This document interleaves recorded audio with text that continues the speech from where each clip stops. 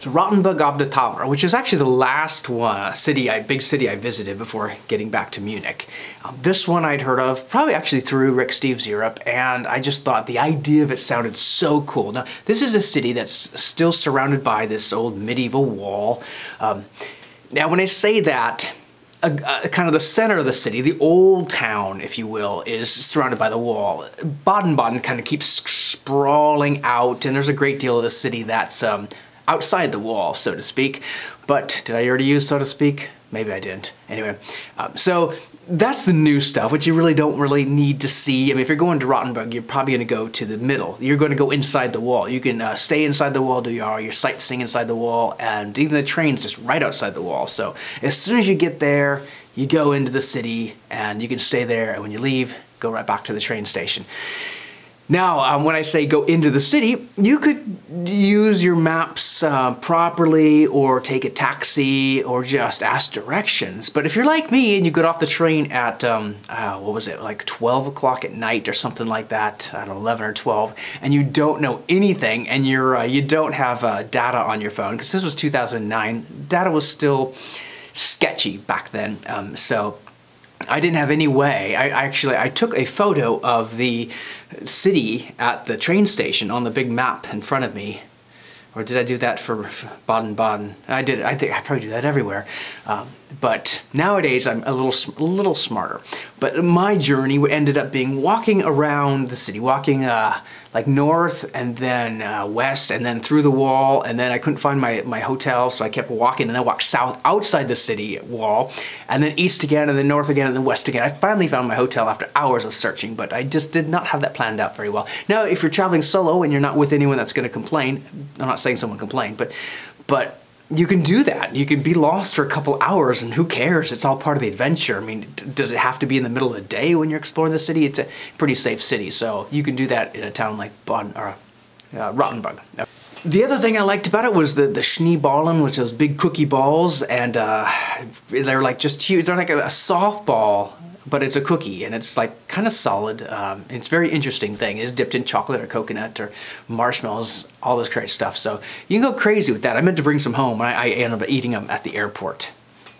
It has a torture museum, so if you like torture, that's where you want to go.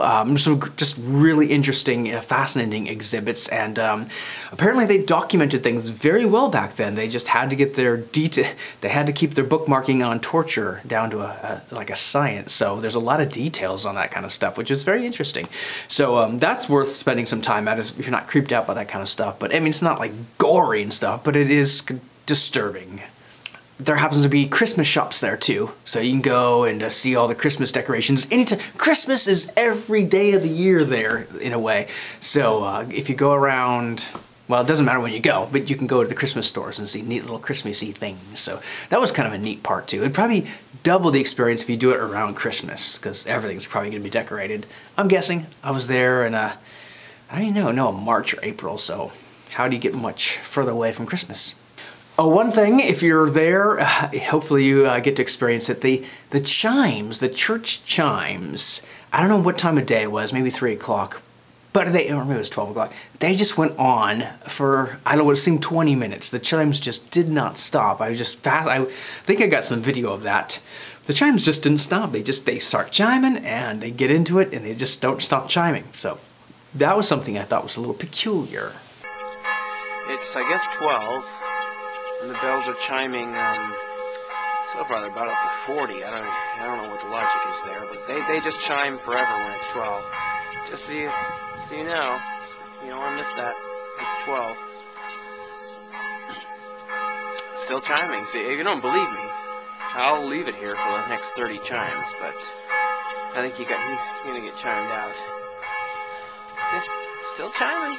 I can come back in 10 minutes and still be chiming. There's just no stop.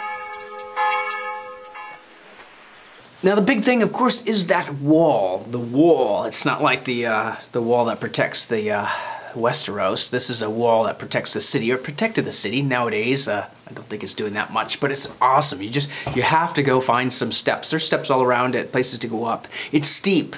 This is kind of a little bit on the difficulty. Just definitely, if you have any trouble with your balance or anything like that, maybe avoid the steps. Or maybe there's easier places, because once you're up there, it's okay. But you can take the wall, walk all around it for most of the inner city, and it's just fascinating looking outside and seeing what archers would have seen, or that part's just great. And places where cannons are still up there and installed, they're not being used.